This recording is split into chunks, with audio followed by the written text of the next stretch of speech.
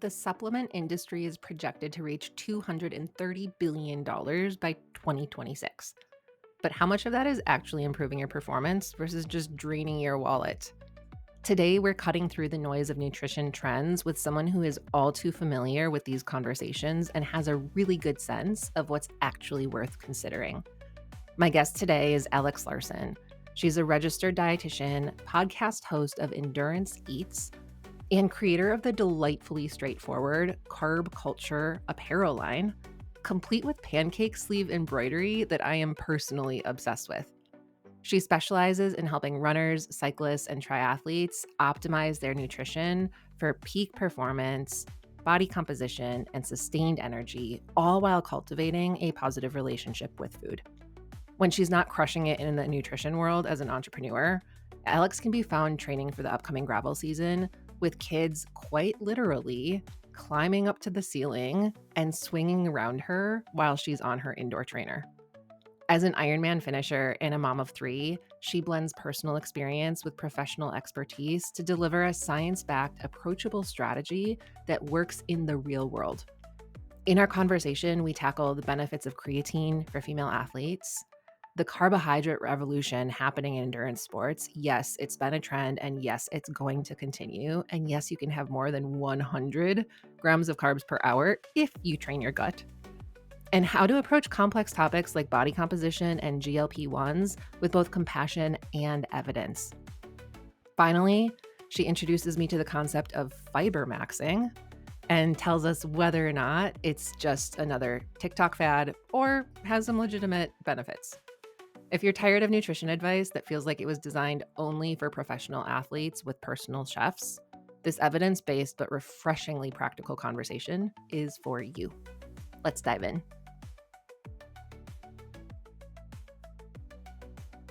Alex Larson, I'm so excited to have you on. Welcome. I'm so excited. We've got some really good topics to dive into.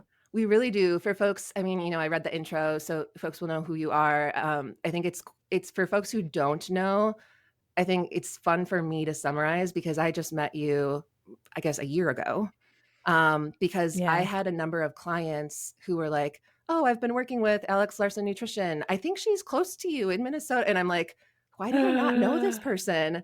And then I finally reached out to you and I was like, we need felt to the know each same other. way when you reached out to me. I was like, how did I not know that Erin Yeah. existed? Like, we are just a couple hours apart So cool. and both kind of in this, and you ride gravel and now I ride gravel. Yes. And it's just, I love that Small we're worlds. like Minnesota friends now. Yes. Yeah. Love it. And we can meet halfway for really delicious sticky bun cinnamon rolls and pecan rolls. So, yeah. If you live in Minnesota and you drive through Hinckley, you always have to stop by Toby's for their delicious baked goods. And it's perfect for us to have a post-ride carb treat, like post-recovery treat. It's amazing. So you're doing gravel now. You took a bit of a break from quote unquote serious training, right? I think it was like a few years before that. You were doing triathlon. It was 8 years. I mean, I did Ironman Wisconsin in 2014, and I did a little bit of dabbling with triathlon about a year after that, but we were trying to start a family. And so I did about 2 years of infertility. It took me a couple of years to get pregnant. And so I did IVF. And so that was kind of my main focus. It was just so stressful. And I was like, I'm going to just do triathlons just to have something to do. But my main focus is on trying to start a family.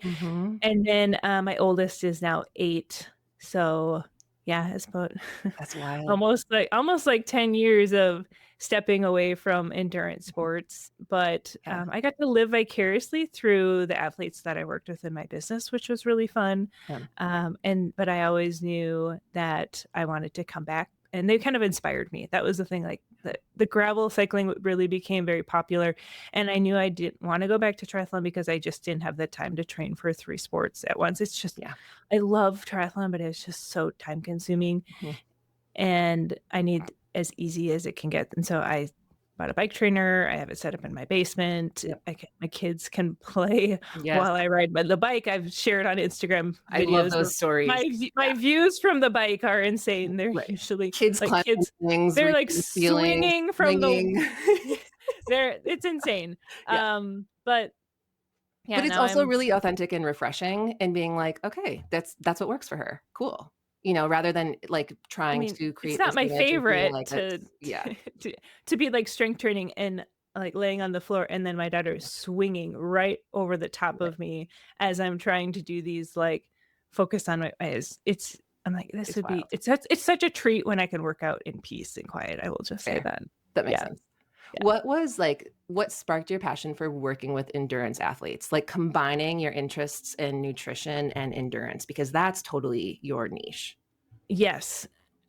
When I started as a dietitian, sports nutrition, I thought was interesting, but it wasn't Mhm, really on my radar as a career. And then after I did Ironman and witnessing all of the athletes struggling during that race, it's kind of a war zone, especially during the mhm. second half of the marathon. And Yeah. Wisconsin is such a challenging course.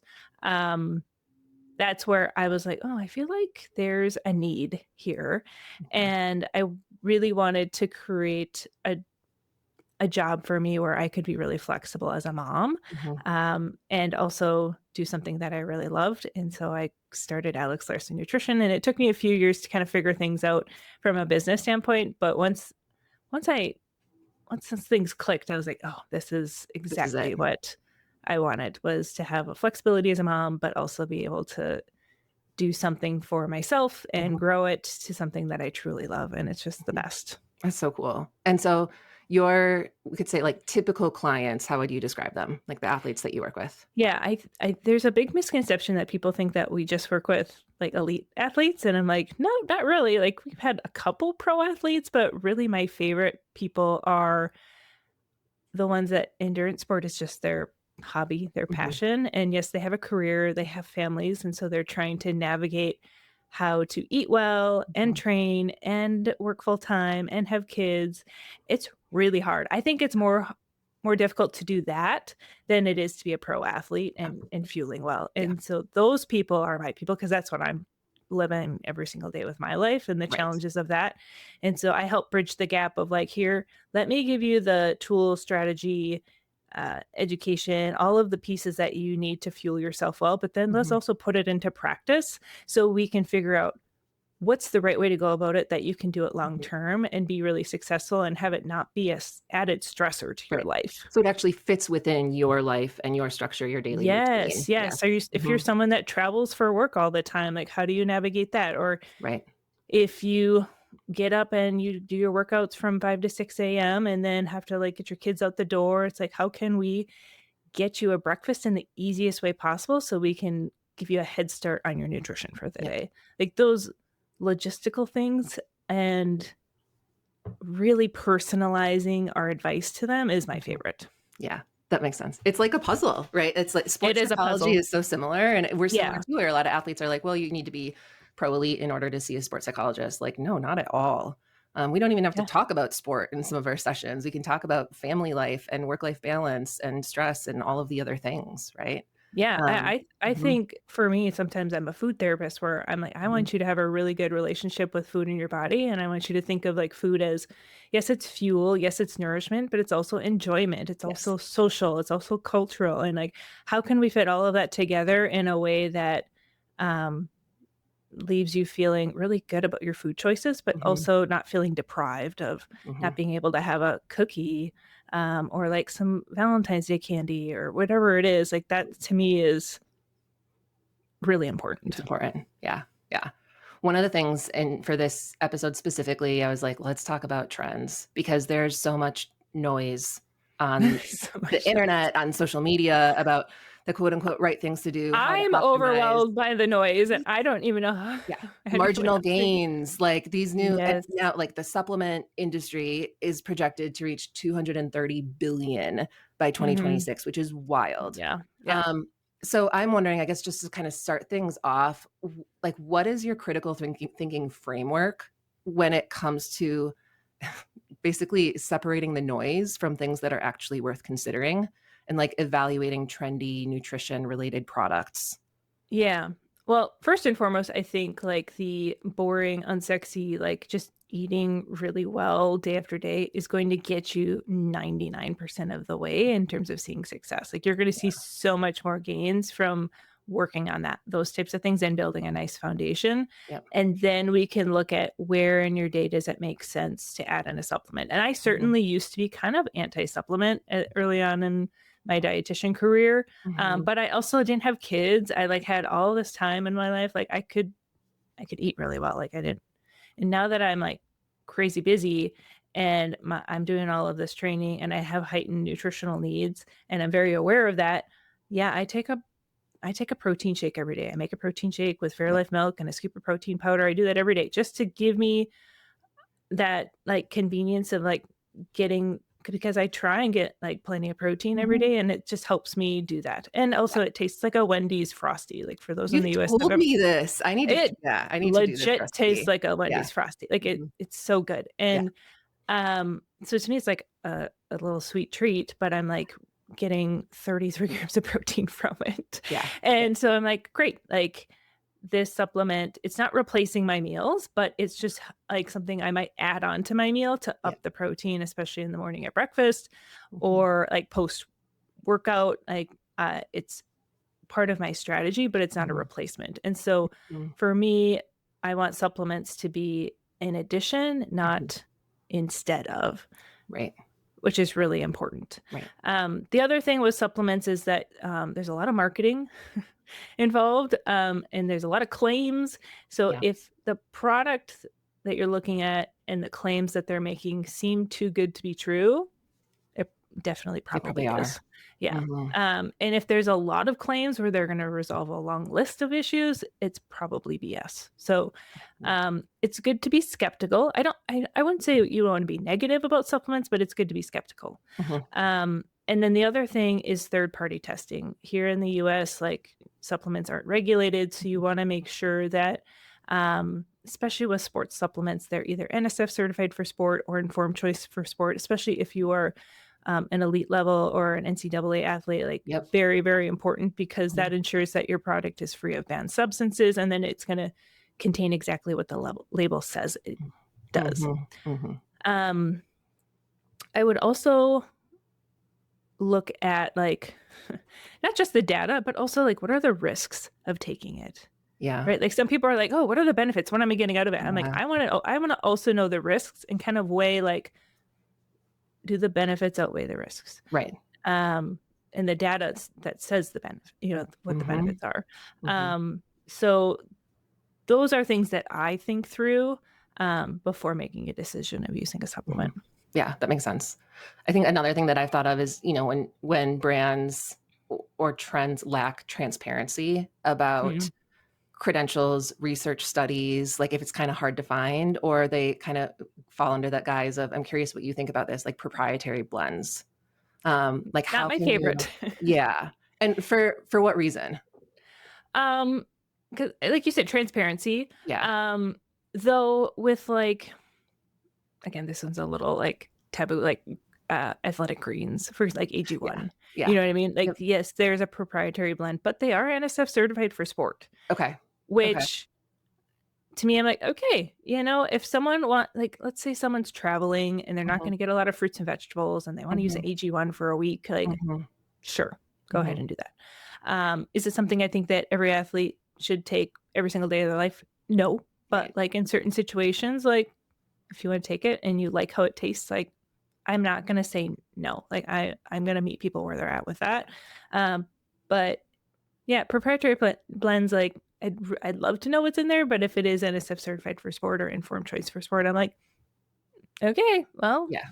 then I feel comfortable with that. Oh, Because and the it's other thing, protected. yeah, the Yeah. other thing too is like if you're on any medications, I Yeah. would also like consult with your pharmacist or your doctor and just make sure that there's no like interactions with that supplement and a medication. Yeah. That's the other thing too that sometimes people don't consider, or if you have like like a medical condition, like is Right. that supplement gonna interfere with that and Mhm.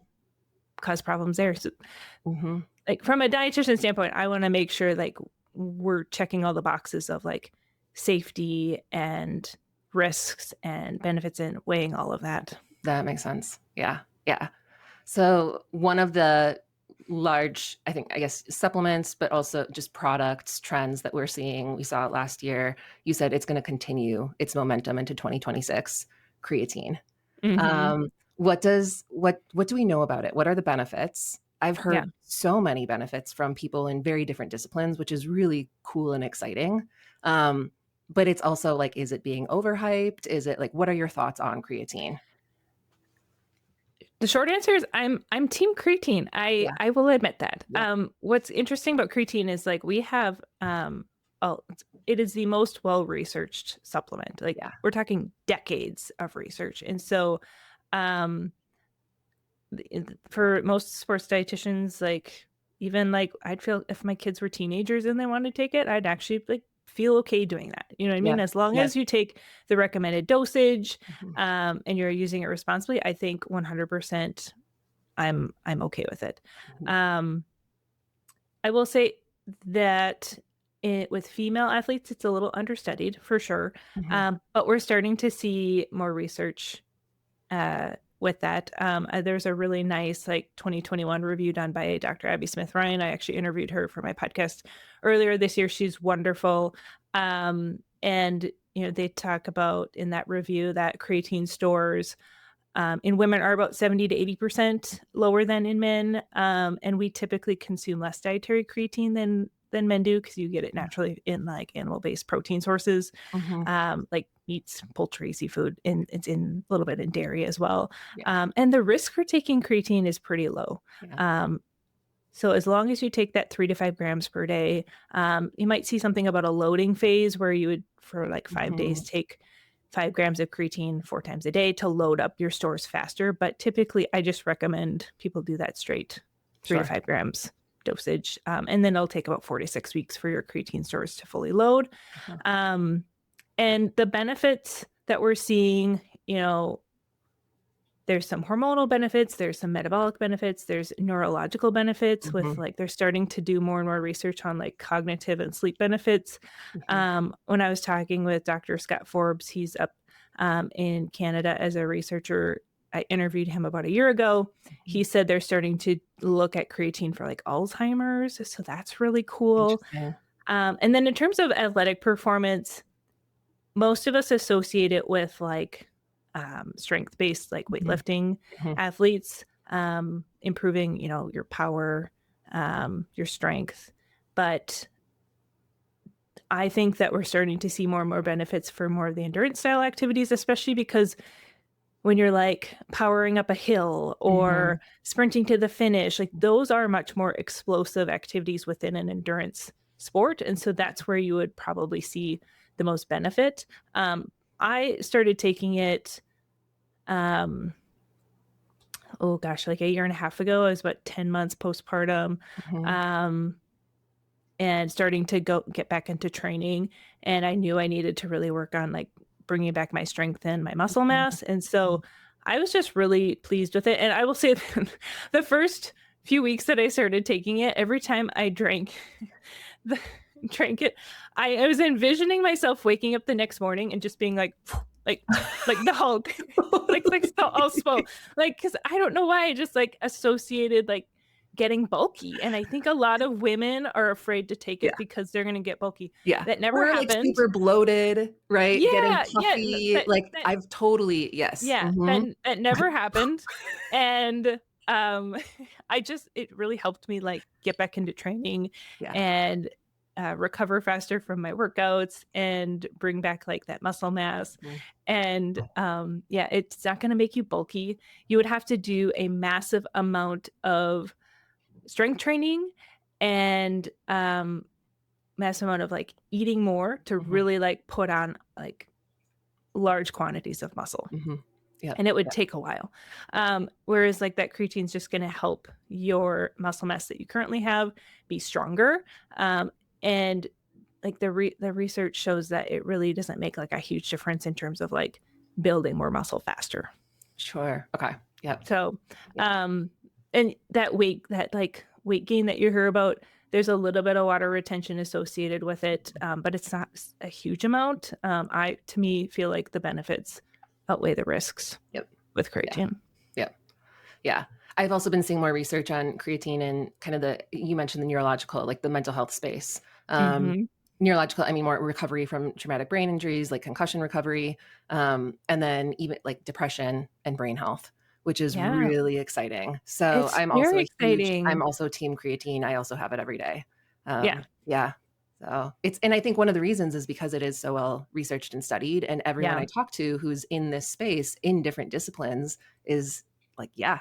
Yeah. And so it has a really strong consensus, which is also refreshing. So Yeah. I mean, I was just thinking about, I'm like, oh, even though my mom's not an athlete, like I would love for my mom to take it just to right, help support her like muscle maths and exactly. cognitive health. And like to me, I'm just like, I feel like for women, we can get actually more benefit out of it than men do. Yeah, yeah. Yeah, there are a lot of oh man, it's exciting. I'm excited to see kind of what happens with it, especially as we can continue to study it with more female athletes and women in general, to Hmm. see what those benefits are. So, Yeah. yeah. Another very common kind of trend that we definitely saw in, I would say you probably noticed earlier. I think I first noticed it 2024, and which is high carb, right? So these high carb Mm. fueling strategies, pro athletes starting to talk about, and non pro athletes talking about, 100 grams of carbs per hour. Oh, It they're doing like like 120 to 150 that's now. yeah. So yes. It's So it's wild. like it is wild. And the thing that's also really cool is how, I mean, just how it has also shifted the landscape and how we're talking about fueling on the bike, which I love. I mean, in other sports as Mhm. well, but the bike is what we are most familiar with. Yeah. So like how how can this help us as especially as women and female athletes? Carb loading, like how does that actually work? Training the gut, what are some of the kind of the main things that you suggest for folks? Yes. Well, what's interesting about this like carb trend, and I'm all for it. Like I love it. Yeah. When I think back to like 2014, even like 2018, 2019, we were starting to get more sports fuel products Yeah. out, but like it wasn't like a thing yet. And now like carbs are having their moment, and Yes. that's why we're seeing such amazing like PRs, and athletes are getting faster. I think it's a Yep. huge part of like nutrition, which Yep. as like a nutrition nerd, I think it's just incredible. Awesome. I'm here for it. And I'm super excited to see like in the future where we're going to go with this Yeah. as well. So, yes, athletes are starting to go beyond that like 90 grams of carb per hour. The 60 to 90 gram carb per hour recommendation, the guideline. It's Mhm. not a rule, it's a guideline. Mhm. That was determined because in the research, they were finding that when athletes were going above 90 grams of carb per hour, that's when GI distress was significantly increasing. And so they picked that 60 to 90 because they were noticing a lot less GI distress. And they're like, okay, Mhm. people are not going to have any like bad side effects and they're going to fuel well. And that's where that guideline came from. That makes sense. There still is no like official gut training protocol. Yeah. I've seen a lot of different techniques. For a lot of our athletes, it's like, okay, where are you at right now? Like Mhm. like, where's your typical amount that you're taking? It might like, let's say it's 40 or 60. I'm like, okay, let's bump you up like 15, 20 grams an hour. And Mhm. I like doing more of the liquid carbs, like the hydration mixes in the bottles, especially for cyclists, Same. because they're already having to carry fluids on them Mm. that adds weight to your bike. You're Mhm. talking about like trying to keep your Mhm. bikes in gear as light as possible. You're Mhm. already having to carry that fluid on you. Mm. We might as well just add some powder to it and have it be a very well tolerated, easy way for you to get a good amount of carbs. And then you can just supplement with gels or chews or Rice Krispie bars or Nerds gummy clusters, whatever it is that floats your boat. But it's like if you're going to just fuel with Rice Krispie bars and Nerds gummy clusters, like you have to consume an epic amount in order to get enough carbs. So it's for us to add 50, 60, 90, 120 grams of carbs in your bottles, like you can really get a good chunk of your carbs in Mhm. through that, which is Mhm. great. Mhm. So that's So typically where I start because it's the best tolerated. mhm. Um, and also you can get some electrolytes in there too, which is really helpful for rehydration. Mhm. Your question Any, for I guess any oh gender yeah. differences that we should be aware of? Not necessarily, other than just how we approach, um, helping them fuel more. Because I think there's, again, that fear of, like, sugar and weight gain, and men have this too, but I think it's more prevalent with women where they Mm, just, like, don't think they need that much, and then when we have them start fueling more, when I bump them up to, like, maybe I'm just thinking of a triathlete that I just graduated who was maybe doing 60 grams of carb an hour. And then I'm like, okay, let's do 70, let's do yep. 80, let's do 90. And she's like, oh my God, my running used to feel so hard. Now it just feels so incredibly easy. Yeah. Where she like hauled on her bike Yeah. 22, 23 miles an hour for 70.3.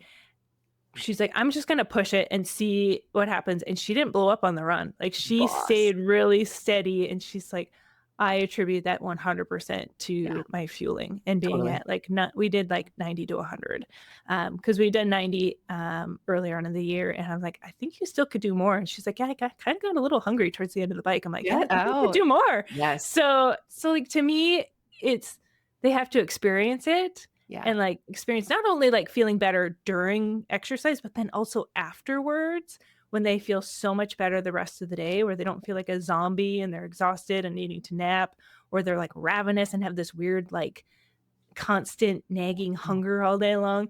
When they can fuel the workouts better, they notice so many good things and then they're a believer. Yeah. And that's very fun. That's what happened to me is, and it's, as someone who's been steeped in diet culture, I mean, like all of us, right? Yeah, I same. did not do a lot with hydration mix. I was always, water, save calories, even like protein recovery drinks, I would just do with water until I learned you also need carbs. But Yeah. all of these things that you don't realize because of these messages that we've been swimming in. And then I was sold when I did it. And I'll never forget, it was Unbound 200. It was the year of, I mean, there are many years, let's be real, but the mud with like Oh, 8 yeah. kilometers of hike a bike or whatever it ended up being. And I was like, well, I'm not going to beat the sun, most likely, given all of this walking, but I can eat like a boss. And so I just kept eating according to plan. And the final like 20 to 30 miles into town, we were flying. I have never felt so strong on the bike for so long. And it was Hmm. absolutely due to the fueling. And it was, I think I was 90 to 100 an hour. And I worked my way up to it. And then I was like, okay, Amazing. this is how it works. Like now I get Yeah. it. Yeah. I Yeah. was listening to David Roche talk about some of his gut training techniques because he Yeah. is insane with how much he fuels with for the pace that he For the maintains for ultra these runs. ultras. Yeah. Hmm. What he was doing was he was like slamming a bunch of carbs and then he would go and do like really hard intervals on the track. So basically simulating these Yeah. really high intensity efforts, jacking up his heart rate Yep. and still having to like digest and absorb Yep. and take all of that fuel in at the same time. I thought that Yep. was really interesting. Not That that makes I'm like sense. recommending to people to do that, but you have to kind of think of like, okay, what's my rate? What's my goal for my Yep. race? Is what kind of pace am I going to maintain? How long am I going for? How hot is it going to be? Right. And gradually working your way up in your training Hmm. to start fueling at the rate you want to on race day in similar race settings Right. to build that tolerance so that Right. when you get to race day, your body's not thrown for a loop and being like, Right. what's going on? Like this Right. is something completely new. No, you've really tested it and built Yep. up that tolerance. Our gut is so adaptable, but you have to practice it. And Right. same thing with hydration too. Yeah. If you get to a marathon where there's an aid station every 2 miles Hmm. and you're like, "Oh, I'm gonna drink because it's Hmm. there, it's accessible, it's so easy," but during your training, you didn't take any fluids with on any of your runs, you're gonna get that sloshy feeling, and it's Hmm. gonna feel uncomfortable, and it's Hmm. gonna hold you back. I've Whereas made if that. you Yeah. Made that yeah. mistake. Yep. So Hmm. many runners have Totally. made it where I'm like, Hmm. take some water with or have Yep. a loop system where you can grab every 2 miles and you're sipping fluids so Yep. that when you get to race day, it is completely normal for your stomach to handle those fluids. Yep, yep. I've even had I'm sure you've had plenty who have done this. They know for Ironman, for example, or other races, what the nutrition will be on course. And so Mhm. then that's what they intentionally train with, even if they're not a huge fan of it, just because they don't wanna have to carry it on race day. Yeah, or And if, like, so you it's like drop a bottle and you need to yeah, grab something from a bottle exchange, like, you yep, can use it and you know you're gonna tolerate it. It might not yep, taste might not be your favorite, but you can get it down and know it's not gonna throw you yes, for your loop. yep, yeah, yep. So Next one I want to ask about is a loaded one that we've talked about kind of offline, and there have just been so many conversations. And one of the things I was saying to you is with this podcast, it is so important for us to have the conversations that I don't want to say people are afraid to have, but where there are a lot of emotions, there can be heated debates, and to do it from a place that's well informed while Mhm. recognizing that a lot of these things we don't yet know because the research may not yet be there, right? Yeah. Especially for like endurance athletes, like these kind of niche communities and populations. So, GLP-1s, let's talk about them. They've entered the chat. Frankly, they've entered all of the chats, I know. including I get text message, like marketing and advertising about it, social media, and I then I'm see also ads every bike ride I yeah, have, there's an ad because I'm watching some show on my computer, and there's yep, an ad for one, yeah. and yeah, And then they're just like there. and then all my CEUs, I'm getting a lot of emails, which I appreciate because I love learning about them, Mhm. but, they're also for good reason being talked about in professional circles and healthcare circles. So I guess, lots of thoughts and feelings, a super loaded topic. What have you noticed about them in your work with athletes? Knowing both of us have folks on our caseloads who are taking GLP-1s. Mhm. Yeah. It's very taboo.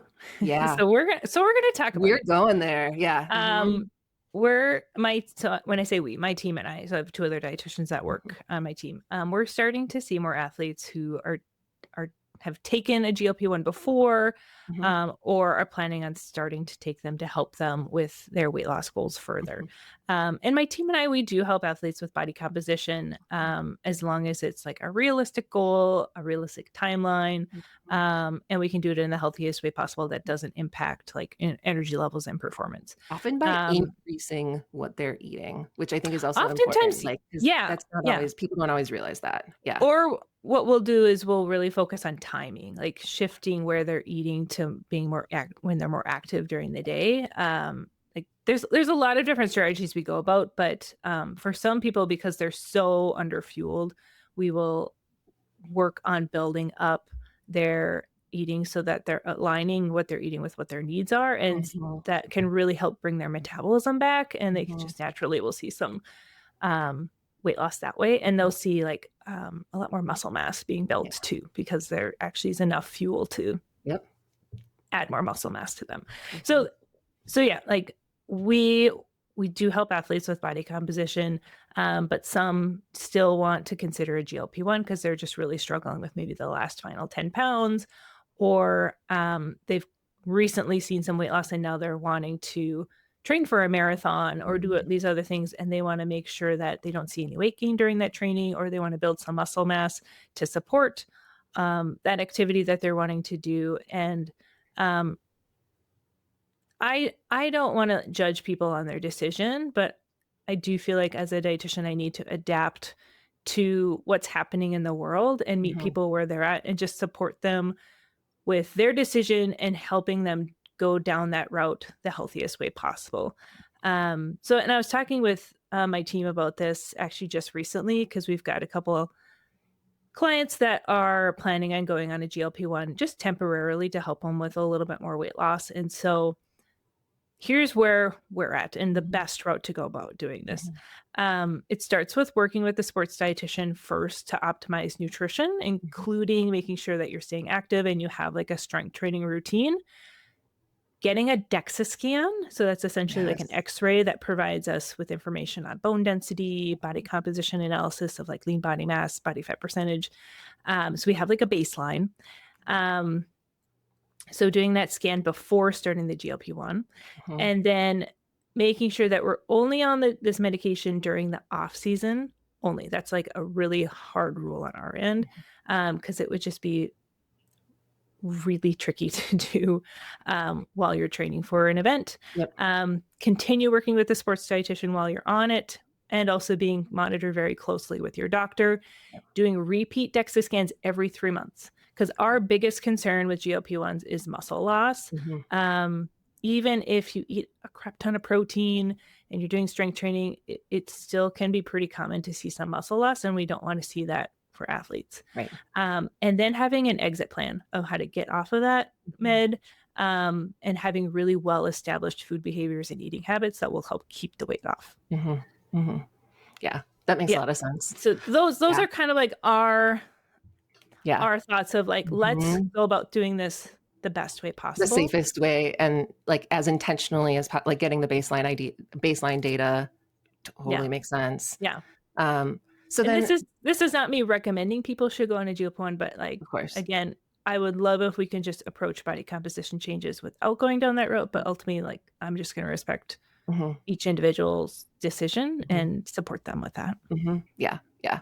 And I think we're in such an interesting landscape in the US because we're able to market meds.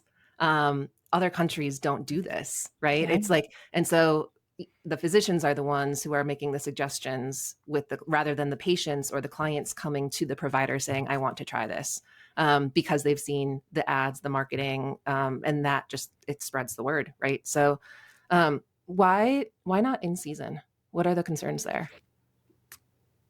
Well, just the stress on the body and like Yep. being able to like fuel yourself really well. Yeah. And I mean, we certainly will help people with body composition during their season.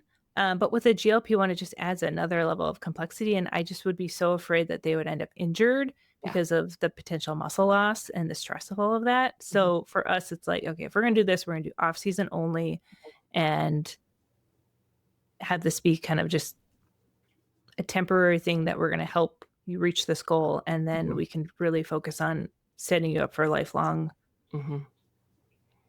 eating habits and food behaviors so that you can maintain this body composition and continue to be a successful athlete. Right. In a sustainable way. Yeah. Yeah. Yep. Yeah. Which, yeah, that makes a lot of sense. Um, any risk factors? I mean, you noted the muscle was the biggest. Any like GI distress, nausea, bloating? Yeah, I mean, obviously, yeah, depending, and it's going to depend on the type of Mhm. medication you're on. I mean, but they will certainly have some side effects of not feeling really great. So some people will go on it and then they just can't handle those Mhm. side effects and they'll go off of it. Um, so I've certainly heard situations like that. But some people, if you're only on it for 4 or 5 months, I think Zepbound is the one we've seen the most commonly used. So yeah, it's Yeah. 100%. Those are definitely side effects, and some people just can't handle that, and other Mhm. people, it's not an issue for them. It's kind of a Yeah. case by case basis.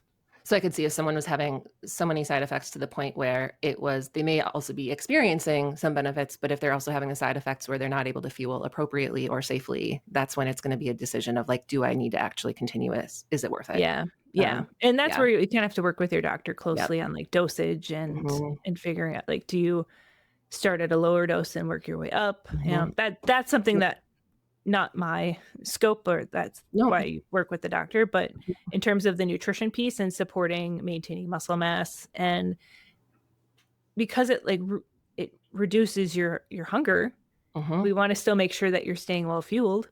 Mhm. And so that's kind of an interesting way to like navigate helping them with that. Yeah. It's a newer challenge for us. It's just a few athletes out of the Mhm. many that we work with, but it's definitely something that it's on our radar, is the things that we need to be ready to tackle for Yeah. supporting them. It's such a personal decision, and I think it's, like, our job as healthcare providers to also be you noted this earlier, meet folks where they're at, and to Yeah, support them based off I of don't where want they are them on to their feel journey. shame. Yeah, Like and a lot of I them feel a lot of shame already just based off of my experiences and talking about it and being told that it's a shortcut, and, like, there are just so many, um, misconceptions. There's a lot of fear-mongering. And it's Mhm. also very real. Like there are also very real risks and implications and unknowns because we just don't have the research. Yeah. But it's very much, and this might be the therapist in me, it's like work under the assumption that everyone is doing the best they can with the resources they have. And we Yes. need to do the same as healthcare providers, right? So I think we have to stay informed, we have to stay on top of the research, and we also have to be open to changing our mind. Mhm. Like the best scientists are the ones who change their minds and they learn and they unlearn. And so I think a lot of us have a responsibility to do the same thing rather than just jumping to such quick judgments.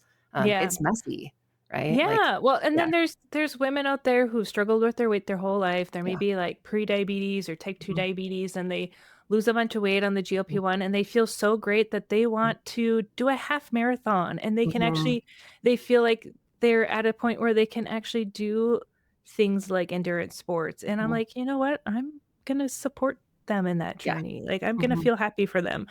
Or there was an athlete I was talking with just on Instagram who said, she goes, "I have never felt full." She goes, "I always am hungry all day long, no matter what type of diet I eat."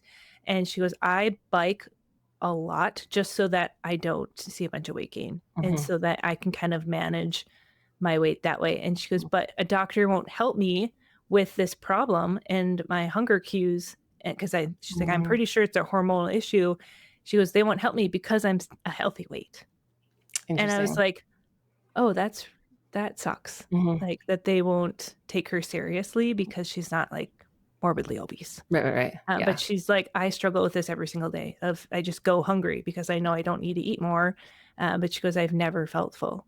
And Yeah. I'm like, "Oh, that Yeah. would that would be so hard." And it's so hard too when you're like, trying to seek help. And I think a lot of women can definitely, have had this experience trying to seek help, asking for support, and then being turned away for one reason or another, or saying you're not, a lot of athletes, like, you're not sick enough, you're healthy. Look at you running X Mhm. number of miles per week or this or that. I think that's another thing too, is just that like athletes, we know our bodies so well. And Yeah. so we have to trust that our athletes know their bodies and again, help them, right, with the Yeah. resources and information and knowledge we have. And I think that's what's also so tough is we just, the research on GLP-1s in general is really sparse still because it's so early. We don't know the long-term effects, but let alone with like trained athletes or, these gender differences, like they're just so age differences. There's so many unknowns. And so it's like stay open, stay skeptical, and Yeah. really intentional with the decisions. Like, yeah, Yeah. risks, Yeah. benefits, all the stuff. So, Yeah.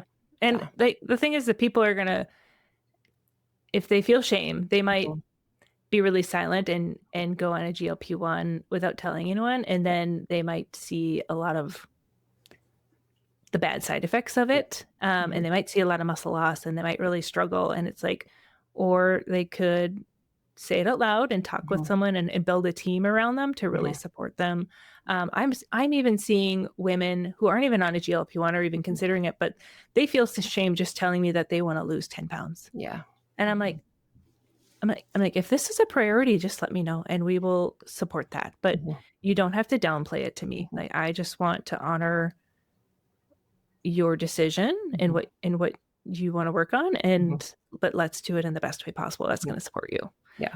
And Mhm. that is just it's interesting how we went from, like, everyone's on a diet and everyone's trying to lose weight to now, like, Like low fat everything, low carb, carbs are bad. That yeah, like 90s, early 2000s. that whole diet culture, Yeah. and now we're in this, Mhm. like, I don't know, it's a weird space it's right now, and I'm like, Mhm. you can still love your body and still wanna evolve. Both Mhm. things can be true at the same time. Mhm. Um, yeah, it's just Yeah. it's fascinating to me.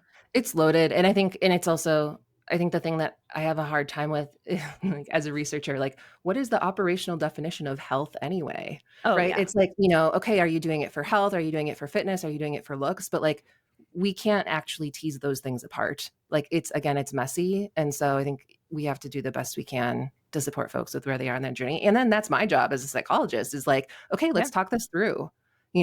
What like let's say you go down this road, where are you going to be 3 months from now? What is the work it's going to take? What are the resources? Is that how you want to spend your time, your energy? Do you want to go down that road? Is it worth it? And just helping people with decision Yeah. making, and it's Yeah. like because and then sometimes it's like, yeah, not worth it. Yeah. And then sometimes it's like, okay, this is really meaningful and important to me, and I want to do this, I want to give it a shot. And then Yeah. being like, okay, sweet, like here's the team to do it with, right? Yeah. Don't do it alone. So Yeah. yeah. I mean, my favorite is people are like, "I don't wanna buy a new tri-kit." Or, "I don't Right? wanna buy a new Fair. wetsuit." And they're like, Fair, fair. I Like, wanna," they're like, I gotta lose, like, 5 pounds just to, yeah, like, fit back into that." I'm yeah, like, "Fair enough." Like, that stuff's expensive. yeah. Like, But I think the other thing that people are getting from it, it's not just the number on the scale. It's also like more information and mhm. knowledge about fueling their body, what their body needs at different times, how their body responds to different fueling strategies. Like, I think that is also what people are getting from it. Like, they Yeah. might, and I always say, our fitness journeys, we often I started with the goal of weight loss, because I just wasn't happy with how I was like looking or feeling or how my clothes were fitting. And that was 15 years ago. And now I have a very different relationship and reason for showing up consistently and getting my butt on the bike, right? Um, Mhm. and like our why often changes, and that's okay. So people might start with a certain goal and then get something entirely different out of it, which may or may not include the original goal in the first place. And like we Yeah. have to honor that journey. So Yeah. yeah. My Um, biking goal is to get strong enough so I can keep up with you. yes. I know. I was like 300 FTP, let's go. Yeah. If I was really dialed, I'm confident I could get there. So I'm I like, I yeah, I mean, my dream is 250, that's, yeah, but yeah. that is gonna be a few years. Frankly, it's like, yeah, yeah. But then the other thing that I often say to I mean, my own clients, to myself is like, do you want to get better? Because it's also okay if you don't really want to. Yeah. Like, there's also, if you just, for me, I'm like, but for me, getting better means being more consistent and showing up for myself more often. Yeah. Like, and so I could care less about my FTP. It's easy for me to say that because I feel proud of my FTP, right? So I recognize that's loaded. That said, I've worked really hard to kind of build that foundation. And now I'm like, okay, I'm going to reap the benefits of this and continue to show up for myself and care less about the actual number. So Yeah. it's a whole different Well, conversation. what's interesting for me is there are seasons of my life where it's really stressful, where there's, like, Yeah. something going on, and Yeah.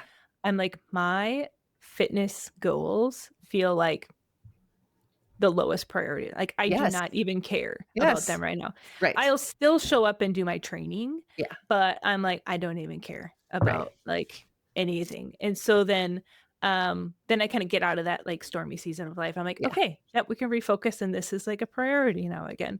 But that's kind of interesting to me, um, with just how, like, stress can impact that, and I think that it Mm-hmm. can impact nutrition too, where it's Oh, like, yeah.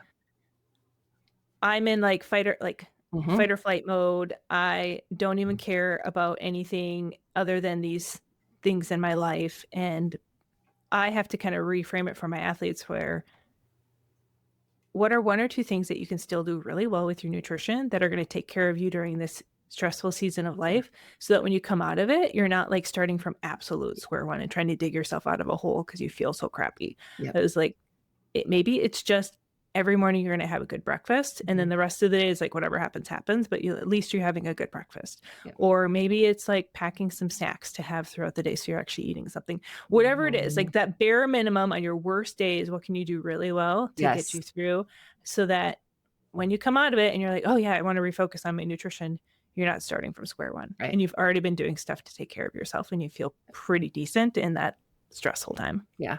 I do that. It's so cool how many parallels there are between like nutrition and sports psychology because I do so many similar things, but from like a sports psych standpoint, where I'm like, okay, Yeah. what are the routines that you can hold on to?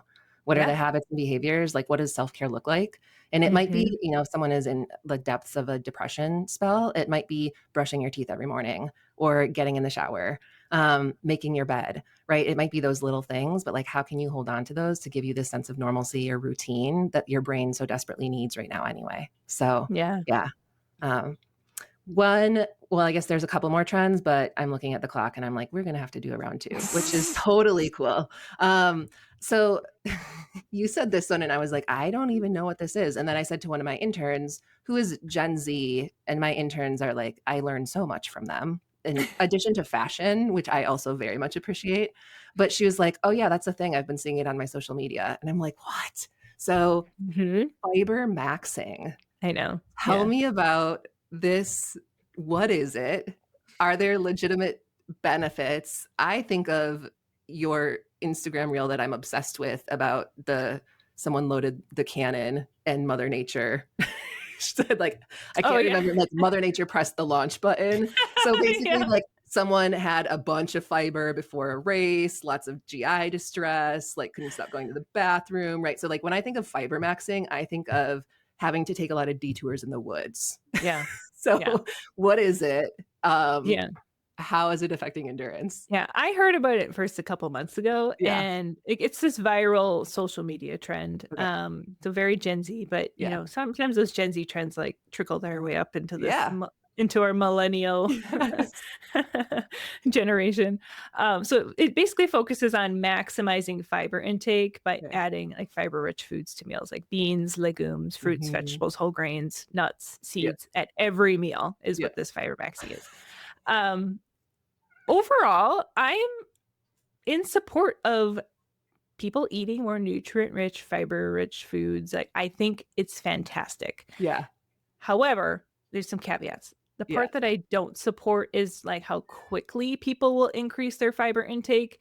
Um, Yes. if you like, you have to think of your gut as like a muscle, and it's like going from no strength training to all of a sudden doing like max reps of like squats Yeah. and lunges, and you're just like 0 to hurting. 100. Let's You're like go. hurting for like 3 or 4 days. Yeah. That's kind of what it's like when your muscles and your gut, like, Yeah. go from, like, very little fiber to all of a sudden having to move all of this bulky fiber fecal Yes. product Yeah. through, Yeah. and so it's gonna cause significant bloating and stomach cramping. Yeah. Fiber is great for your health. It's great for gut health. It's lots and lots of benefits, but you want to increase your fiber intake gradually to allow that time for your gut to adapt. That You makes sense. also want to make sure that you're drinking lots of water to really help move that fiber along as well. Okay. If people have like gastrointestinal medical conditions, obviously you want to consult with your doctor and your dietitian to do what's best for you there. Um, but typically, like a higher fiber diet is going to promote more regularity with your bowel movements. And so, for athletes who maybe are having some GI Mhm. pooping incidents during their workouts, Mhm. it could be because they're just like a little more underfueled, or they're not getting enough fiber in their diet, that they're having more irregularity with their bowel movements. Oh, And interesting. so, um, we're I would say probably in the past year, my team and I have definitely added fiber as more of a focus, because we're just seeing athletes just not eating enough fruits and vegetables and whole grains Yeah. and beans and legumes, and it offers such good health benefits and good micronutrients Yeah. for like recovery and just overall general health, and helps support like body composition goals too. Um, so yeah, we're kind of Yeah. team fiber over here. I don't think we need to call it fiber maxing. I think it's just like part of a healthy diet. Like, don't forget Um, about it. Like, yeah, yeah, don't forget mhm. about like Mhm. include fruits and vegetables at every single meal. Absolutely. Yeah. Um, and for women, 25 grams of fiber is a recommendation. For men, it's like 36 grams. Okay. Yeah, women's like 25, 28 grams, and then men, it's like 35, 36, somewhere in there. So Okay. it takes some work to Yeah. get that much in.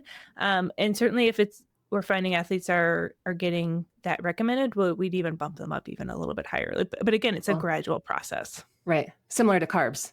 Yeah, I mean, similar to probably carbs. similar to anything, frankly. It's like, train your body. The body adapts beautifully, but, Yeah, the body so hates, easy. like, massive change all of a sudden. Yes. Like, it might feel fine in the first week or 2, and then it rebels, and people are like, "Oh, I can't stick with this big change." That's Yeah. why we make, like, small progressive changes with nutrition, so it doesn't feel that uncomfortable, Yeah. and you can work your way up to where you need to be. Baby steps. Yeah, Little, patience. Be right? patient. Yeah. There's very little instant gratification with nutrition, with the one exception Yeah. of when athletes start fueling their workouts Yeah. more, they notice that pretty quickly. And I'm like, this is so, for me, it's the one area where I'm like, oh, I get a little instant gratification as a practitioner and Yep. helping my athletes.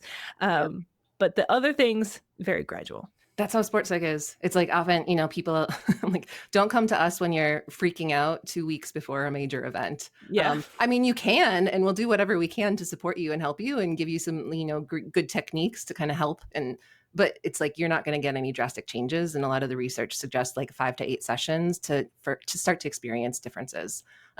And then Yeah. from there, it's like 8 to 12, the percentage of people who notice a difference increases. And then it's like 12 to 26 is like the next jump. But if we advertise, 26 sessions, people are like, I don't have time for that. Or I don't have the patience for that, for good reason. I mean, again, the society we live in, like, we like quick fixes. So, but Yeah. it's like, you have to show up consistently, and it's going to be really underwhelming, and that's okay. Yeah, for me, it's like at least 3 or 4 months before a big race. Yeah. But if it's like like an Ironman race, I'm like, let's do 6, 7 months Yeah. beforehand.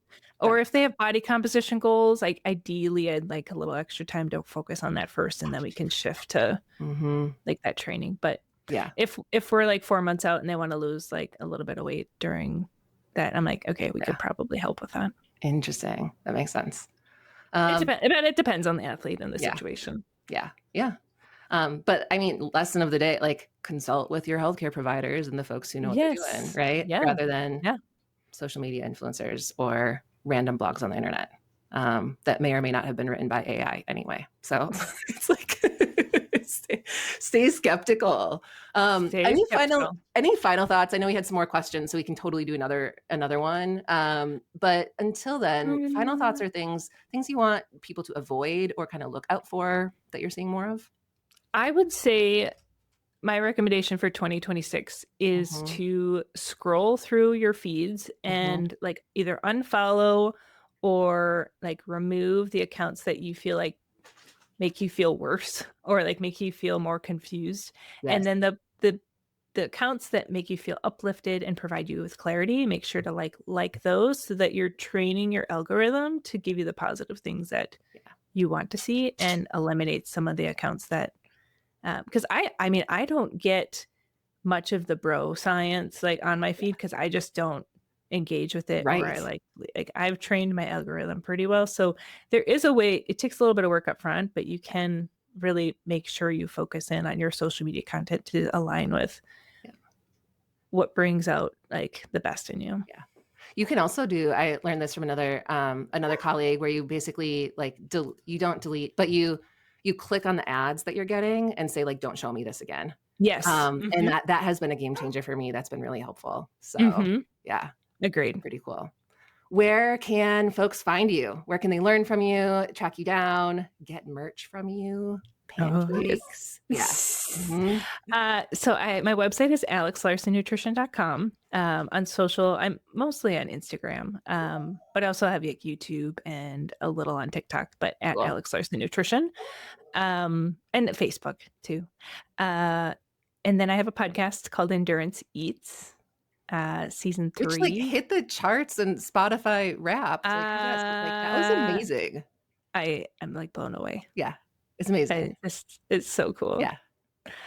So yeah, folks need to follow you. I'm like Minnesota humble, where I'm like, I'm not a big I'm not important. I'm just like I live in the woods of northern Minnesota. Like I live the most average life here. But I think that's 3 little kids. That's what people appreciate, right? It's like you are so refreshingly authentic, especially with your stories on Instagram. Like people, if people don't yet follow you, I'm like the hot mess express like 90% of the time. So yes, I have my podcast Endurance Eats, and then I have this little apparel line called Carb Culture that it's my favorite project I think I've ever done. It's so fun, where there's some sweatshirts and t-shirts, and I'm working on a couple more designs for like have some tank tops for summer and things like that. And it's really fun. It's just like there's a shirt and sweatshirt that says all my friends eat carbs. There's like that's my favorite. There's a feed the speed one with some really cute, and then some of them have a little embroidery of a pancake on the sleeve, which is my all-time favorite thing about the whole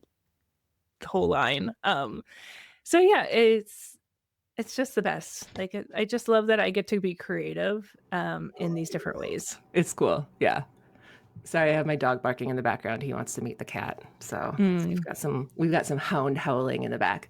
The little pancake on the sleeve is my favorite because, as you know, I'm team pancake and have pancakes every day for breakfast. Every day. So that's the best. Have you made my pancake recipe? No, I didn't know you have one. I do have one. Excellent. You should try it. Okay, I'll totally try it. They're very good. Excellent. It's like from scratch, like with flour and baking powder and all. Amazing. But it's easy because it's 4 dry ingredients and 4 wet ingredients, and then you make pancakes with that. Amazing. Okay. I will I'll send look it up. to you. I'll find it. Yeah. Very good. Really appreciate having you on.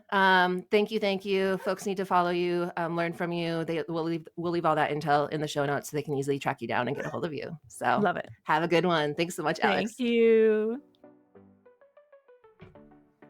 As we wrap up today's conversation with Alex Larson, I'm struck by how much noise exists in the nutrition space. We've explored why creatine might actually benefit women more than men, despite marketing that suggests otherwise. We've discussed how proper carb fueling can truly transform your training experience. We've talked about GLP-1 meds and how they require nuance and important healthcare guidance. And we've learned that even trends like fibermaxing contain little kernels of truth when approached gradually and intentionally. As we close out today, I encourage you to examine one area of your nutrition that might be influenced more by marketing than research or evidence. What small, consistent change might serve your performance better than the next supplement or juice? If you found value in Alex's insights and conversation, you can follow her on Instagram. It's Alex Larson Nutrition, or check her out on the Endurance Athletes podcast. Personally, I love following her on Instagram, and you will too. Check out her stories to see the kids swinging from the ceilings while she's training on her bike. And if this conversation resonated with you, please subscribe and leave a review. It helps other athletes find us so that we can help them navigate this sea of nutrition and health and fitness noise.